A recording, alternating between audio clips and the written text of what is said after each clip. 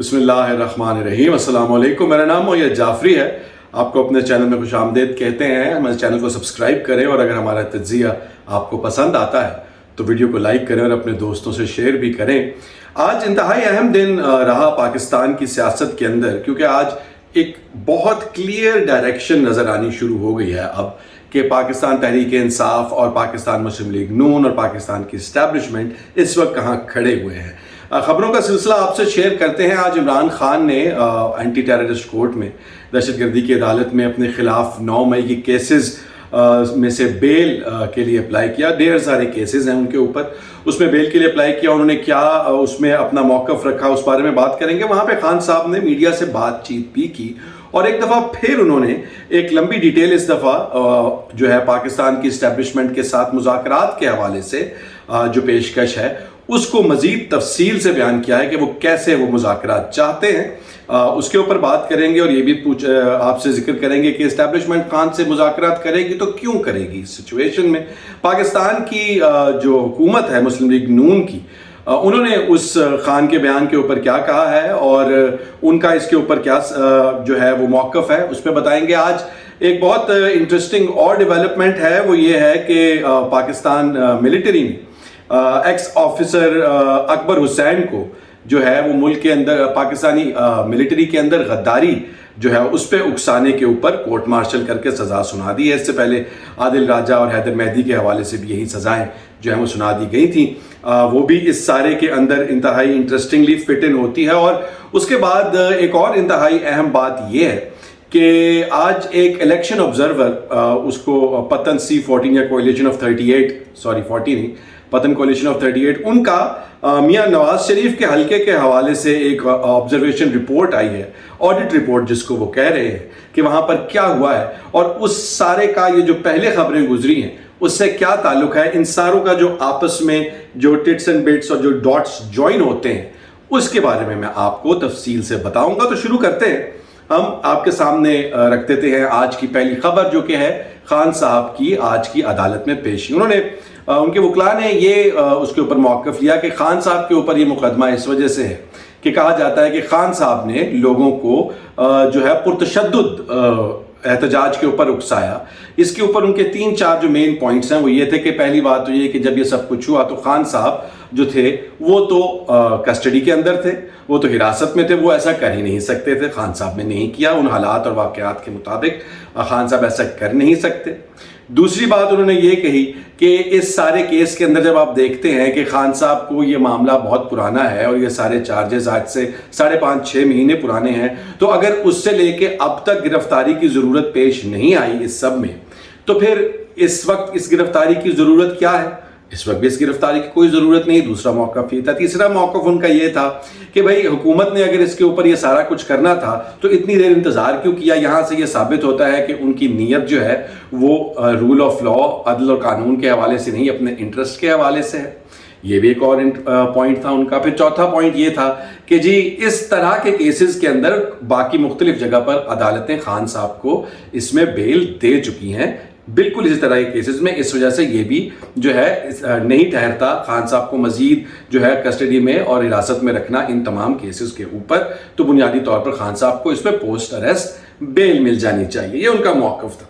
अब इन सारे मौक़िफ़ात के बारे में अदालत क्या करती है ये तो हम बाद में बात करेंगे, मगर खान साहब ने वहाँ पर बात करते हुए कहा कि वो एस्टेब्लिशमेंट के साथ जो है मुज़ाकरात चाहते हैं और मुज़ाकरात के लिए उन्होंने फौज को ये कहा कि आप अपना कोई जो है नुमाइंदा, जो उसको रिप्रेजेंटेटिव को आप तैनात करें जो हमारे साथ मेरे साथ इस मामले पर बातचीत करें। और उन्होंने नुमाइंदे की कहते हुए ये भी कहा कि जी मोहसिन नकवी के साथ जो है मैं किसी सूरत आप पाकिस्तान मिलिट्री का या पाकिस्तान इस्टेब्लिशमेंट के नुमाइंदे के तौर पर मोहसिन नकवी को एक्सेप्ट नहीं करता, क्योंकि वो कहते हैं कि उनके दौर में उनकी जो बायसेस हैं, उनकी जो हरकतें हैं, जो उनके एक्शन उन्होंने लिए वो क्लियरली पाकिस्तान तहरीक इंसाफ के खिलाफ जाते हैं। तो वो और कहाँ से आए वो, उनकी कोई क्रेडिबिलिटी नहीं इस सारे मामले में, इसलिए उन्होंने मोहसिन नकवी को जो है वो एक्सक्लूड कर दिया।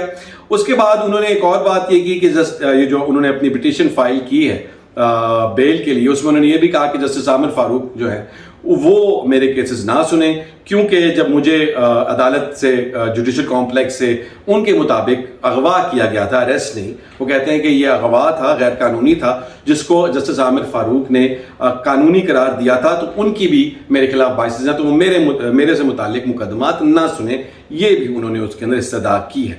اس کے علاوہ اب آپ اس سارے معاملات کو اگر دیکھیں تو پاکستان مسلم لیگ نون کی سینئر پنجاب کی منسٹر محترمہ مریم اورنگزیب نے کہا ہے کہ یہ ثابت کرتا ہے کہ خان جو ہیں وہ اب ہاتھ جوڑنے پر آ گئے ہیں، ان کا موقف یہ ہے۔ مگر اب اس سارے کا اگر میں تجزیہ آپ کے سامنے رکھتا ہوں اس ساری سچویشن کا جو اس وقت جاری و ساری ہے، اور اس پر دو اینگلز ہیں۔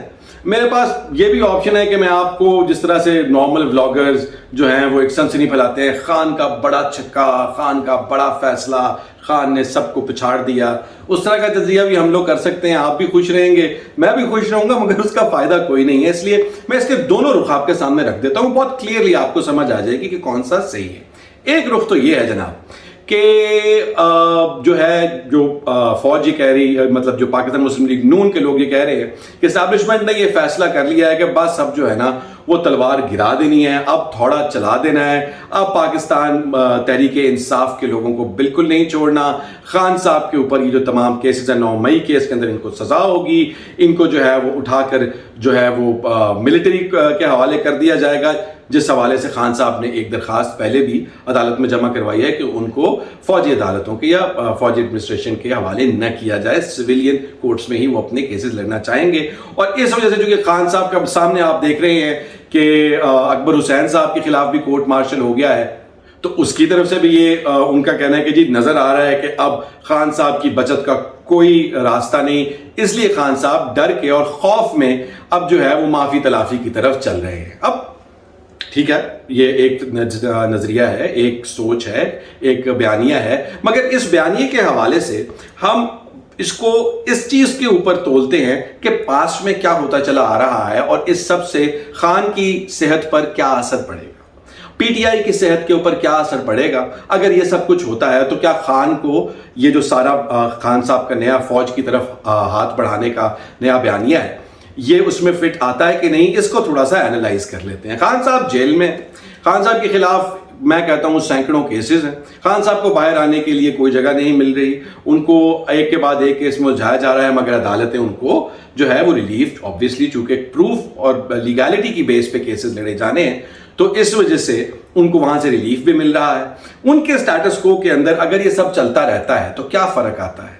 خان صاحب کے خلاف اگر کسی قسم کی کوئی سزا اس طرح کی، اللہ معاف کرے، اب یہ جنہوں نے سیڈیشن، جن کے اوپر بغاوت کے لیے اکسانے کے ثبوت ہیں، ان کی ویڈیوز ہیں جو پیش کی جا رہی ہیں کہ جنہوں نے جو ویڈیوز بنائیں اور جو ولاگز کیے یا ایک دوسرے کو انٹرویو دیے وہ کس طرح سے ہیں، تو چلو وہ تو فوج کے پاس ان کا ثبوت ہے۔ خان صاحب تو کسٹڈی میں تھے، ان کے خلاف تو یہ ثبوت بھی نہیں ہے، تو ان ثبوتوں کے بغیر اگر خان صاحب کے خلاف کوئی معاذ اللہ معاف کرے اس ملک پہ اتنا بڑا عذاب نہ ہے کہ یہاں پر ایک اور پولیٹیشین کو پھانسی پہ چڑھا دیا جائے، تو اگر آپ جو یہ ساری باتیں دیکھ رہے ہیں یہ بین لگانے کی طرف نہیں جا سکے، لوگ کہتے ہیں اور تجزیہ نگار اور خبریں یہ کہتی ہیں کہ جی انٹرنیشنل پریشر ہے اس وجہ سے، تو کیا وہ سارے پریشرز کے اندر خان صاحب کو پھانسی پر چڑھایا جا سکتا ہے؟ میرا نہیں خیال۔ تو ہوگا کیا، جیل میں رکھیں گے؟ تو پہلے بھی ہیں، تو اگر جیل میں رہنا خان صاحب کے لیے مسئلہ ہوتا تو وہ پہلے یہ سارے جو ہاتھ جوڑ اب ان کو نظر آ رہا ہے وہ یہ پہلے کیوں نہ کیا انہوں نے؟ تو اس طرح سے یہ بیانیہ کچھ سمجھ میں نہیں آتا۔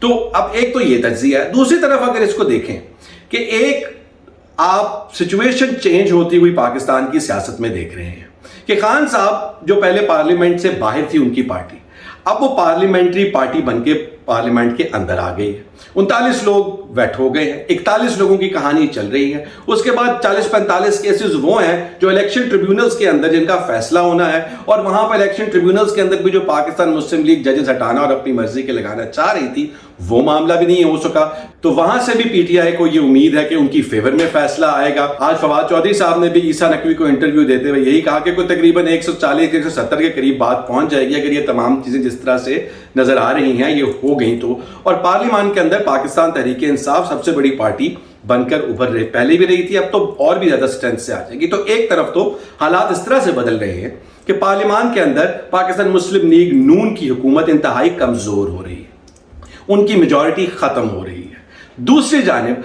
आज जैसे मैंने आपको बताया कि पतन कोalition ऑफ 38 की जो रिपोर्ट आई उसके अंदर मियां नवाज शरीफ की जो हल्का 130 है उसके हवाले से उन्होंने बहुत क्लियरली ये कहा कि भी ये तो मतलब वो कहते हैं ना एक लाइन है, यदि तारीख की सबसे बड़ी धांधलियों में से एक धांधली है। उसमें से उन्होंने काफ़ी डिटेल में जो है वो बातें की हैं, तो एक दो पॉइंट्स आपके सामने रख देता हूं।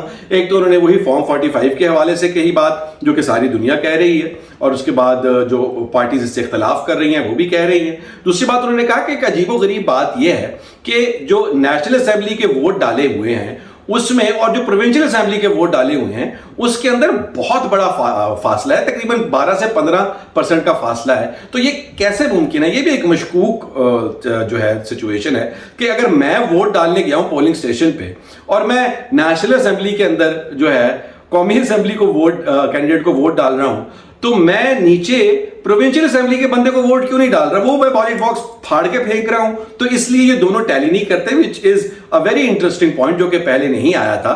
तो ये मेरा ख्याल था कि इंटरेस्टिंग है तो आपसे शेयर करूं। तो इधर से भी उनके ऊपर प्रेशर बिल्ड हो रहा है पाकिस्तान मुस्लिम लीग की हुकूमत की जानिब। तो अब जो चेंज आ रहा है उसके मुताबिक खान साहब को या पीटीआई को ये नजर आ रहा है कि जहां तक पार्लिमानी सियासत का ताल्लुक है वहां पर तो वो पाकिस्तान मुस्लिम लीग नून को और अपने मुखालिफिन को मात दे चुके।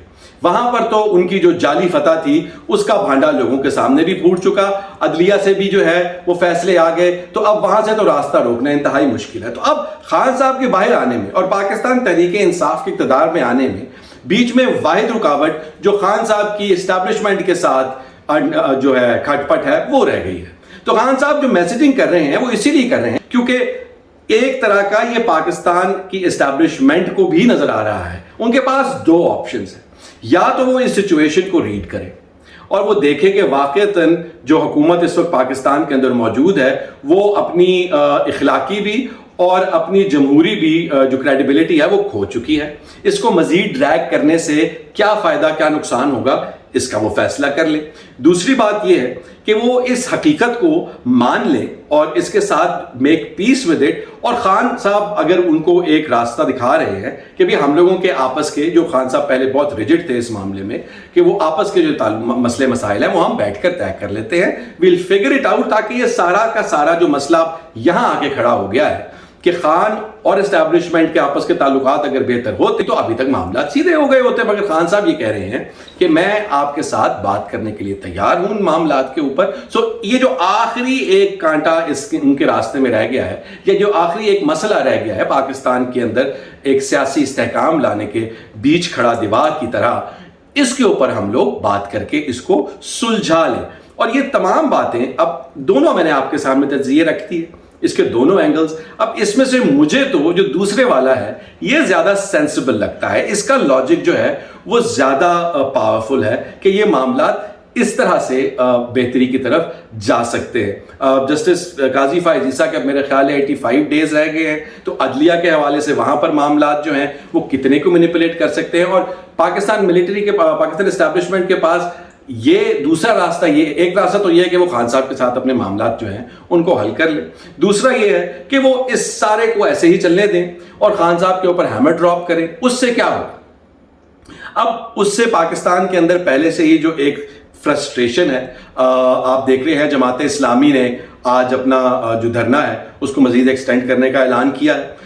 उसके अलावा उन्होंने अपनी जो डिमांड्स हैं उसमें मजीद इजाफा किया है। पाकिस्तान तहरीक इंसाफ ने 5 अगस्त को आज से कुछ दिन बाद पूरी मुल्क गिर एहतजाज करने हैं। वो एंगर जो नजर आ रहा है लोगों में, और ये मैं पहले भी कह चुका हूं कि एक तरफ तो चले खान की सपोर्ट है लोगों की, दूसरी तरफ लोगों के माशी हालात इस तरह के हैं। हुकूमत कह रही है कि जी हम इन्फ्लेशन जो है वो सिंगल फिगर में ले आए हैं, मगर उसका असर जो है लोगों की जिंदगियों में नजर नहीं आ रहा, जिसकी वजह से ये बिल्ड होगा और पाकिस्तान के लिए अच्छा नहीं होगा। और ये बात पाकिस्तान की एस्टैब्लिशमेंट भी बहुत अच्छे से जानती है कि वो खास तौर पे वो मुल्क दुश्मन लोग नहीं है। पहले बात हम शुरू के ब्लॉग्स में कर चुके हैं कि तमाम लोग जो पाकिस्तान के अंदर है वो बुनियादी तौर पर पाकिस्तान का भला ही चाहते हैं। उनके सोचने का तरीका मुख्तलिफ है, हर एक को लगता है कि मैं ठीक हूं, लेकिन बात यह है कि एंड ऑफ द गेम इस वक्त जो सिचुएशन खड़ी हुई है उसमें बेस्ट वे क्या है पाकिस्तान के लिए, मुल्क के लिए, इस सारे टर्मोइल से, इस सारी अफरा तफरी से آگے نکلنے کا، استحکام کی طرف جانے کا. تو میرا نہیں خیال